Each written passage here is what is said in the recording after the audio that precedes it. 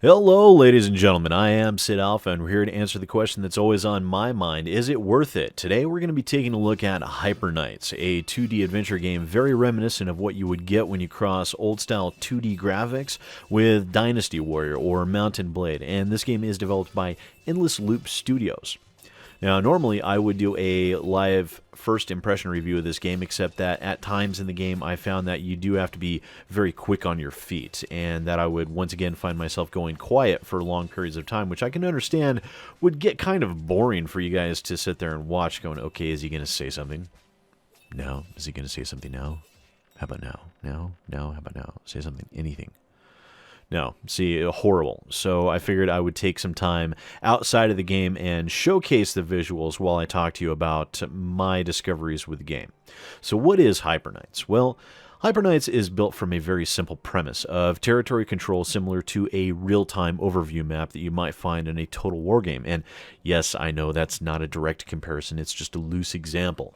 An overview map where the world only moves and advances when either you tell it to or when you make a move yourself. And this introduces those style of time hold elements that have been popularized over the past year, and for the most part, it works well. It gives you time to consider your movement and path, which would be crucial in a more tactical game. However, the game's AI and its unit replenishment seems focused around waiting for you, no matter what anyways, which isn't necessarily a bad thing in some ways, but we'll get into that in a moment.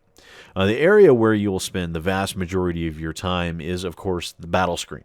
Now, in it, you can use your minimap to set waypoint locations for your units, of which they seem to be tied to a different control group for every 50 units, just be aware, and view where the enemy units are located. Now, in the combat, you will find 3 enemy types, and please bear in mind, this is based on using a controller, as they strongly recommend one for this game, and after trying both, I would definitely agree with them. This type of combat will be more difficult for you with a keyboard and mouse than it would be for a controller, for most people anyways.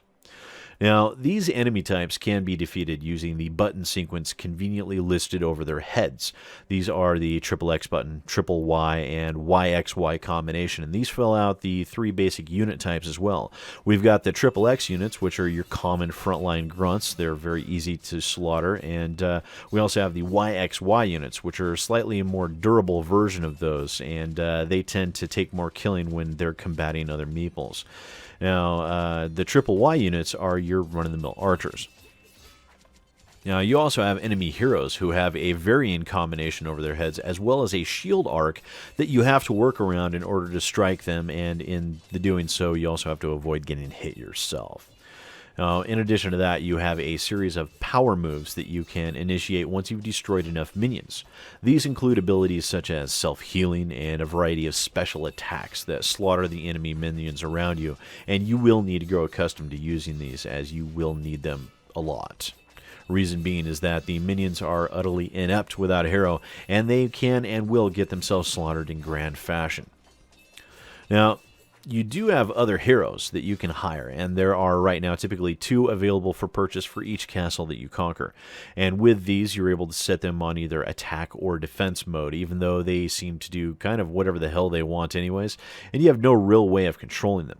And while this may be what the developer was going for, especially with implementing the time-only moves when you do method of gameplay, but I would hope for a bit more control and strategy or tactics to be involved with a game like this. And there are also upgrades for each building within a territory, which seem to increase the amount of taxes the buildings generate, but doesn't really seem to give any benefit other than the maximum amount of people that a territory can hold. And you can draw from those people to replenish your armies, which you will find yourself doing a lot. Your goal is a simple one: take over the world. And in doing so, you will engage in an insane number of battles that range between 3 styles. You have the open army on army combat.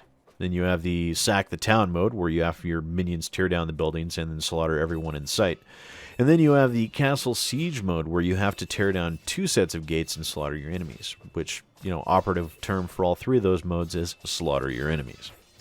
Now, this sounds fairly basic, but the outside world does continue on to some small degree while you're in combat, and if there are enemy units nearby, then chances are you'll have unexpected reinforcements come barreling in to spoil your party. Now, in addition to that, sometimes one of your fellow heroes who might also be nearby will come along and lend you a hand, which can sometimes provide you with overwhelmingly superiority of numbers. Also, I think I did forget to mention this earlier on. You do have cosmetic customizations of your knight when you start the game, but they don't really offer any form of differences in abilities that I've been able to discover. It's just cosmetic only. And so that's the basic core aspect of the game's mechanics. Now let's talk a little about nuts and bolts.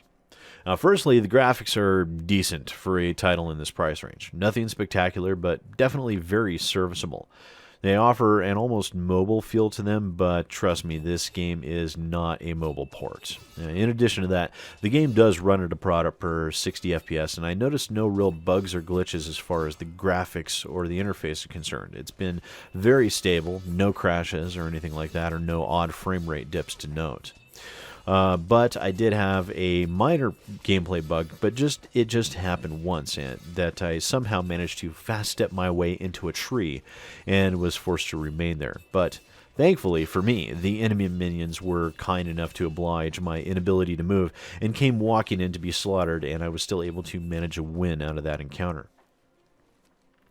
So if this game were more expensive, I would probably decry its lack of additional combat modes, customization, and strategy or tactics, but for its price range and what it does them exceptionally well. It is a $3 title in early access, and I have already sunk 3 hours into it and expect at least another 10 or more when it's all said and done.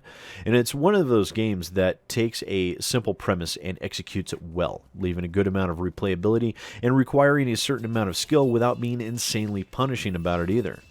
Now, all in all, Hyper Knights is phenomenally good for a title that is less than $5, and the developers managed to score extra points with me as they knew what they had for a product and priced it appropriately. I expect that, given the proper visibility, this game will do extremely well, and I'm happy to be able to present it to you all.